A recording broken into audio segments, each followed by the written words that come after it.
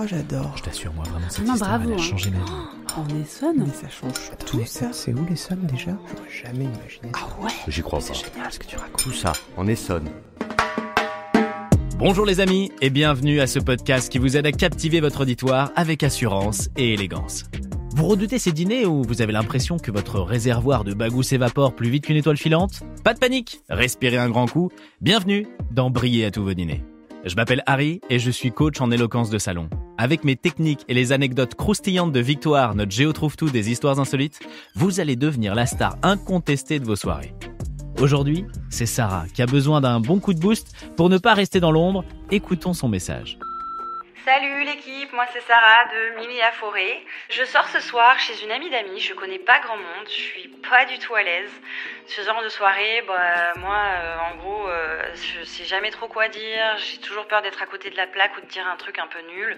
Et je vais avoir besoin d'un coup de main. Est-ce que vous pouvez m'aider à capter l'attention et surtout sans en faire trop ? Sarah, d'abord respire. Ce qui compte dans un dîner, ce n'est pas tant ce que tu sais que la façon dont tu le racontes. Et pour ça, je vais te donner une technique imparable, le complot bienveillant de Saint-Roch. Briller à tous vos dîners.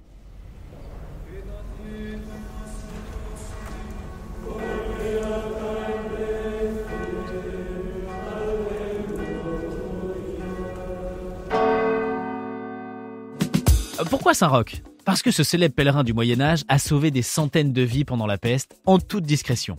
Et quand il est revenu chez lui, on l'a pris pour un espion. Résultat, prison directe. Il est mort sans que personne sache qui il était vraiment. Tu vois, c'est pile ce genre d'histoire où t'as l'impression qu'il se trame un truc louche, alors qu'en fait, le gars faisait juste le bien sans rien dire. Et c'est exactement ce que tu vas faire ce soir, Sarah.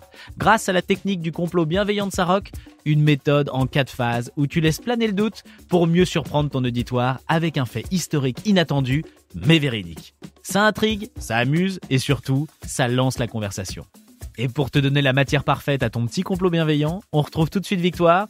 Je sens qu'elle a une pépite qui va nous faire décoller. Salut mes petites étoiles montantes du savoir. Ici Victoire, en direct du centre de contrôle des anecdotes à Juvisy-sur-Orge.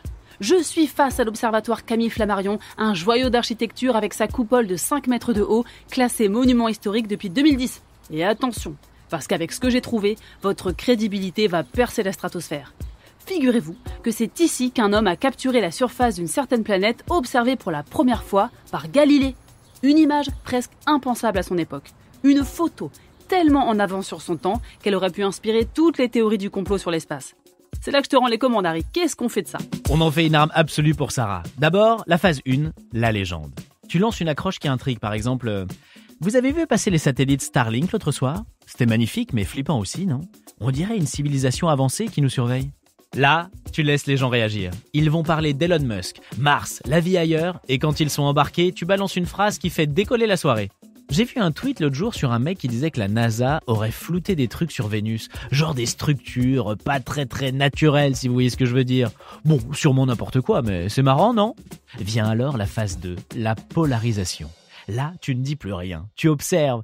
Tu vas voir, la table va se diviser. Tu entendras les sceptiques. Ouais, les complots, blablabla. Les rêveurs, en vrai, on n'en sait rien. Et les curieux. Attends, mais pourquoi il ferait ça ? C'est là que tu passes à la phase 3, le démystificateur. Tu reprends la parole, très calme, du style « Enfin bon, ce qui est vrai, c'est qu'on a photographié la surface de Vénus il y a bien longtemps.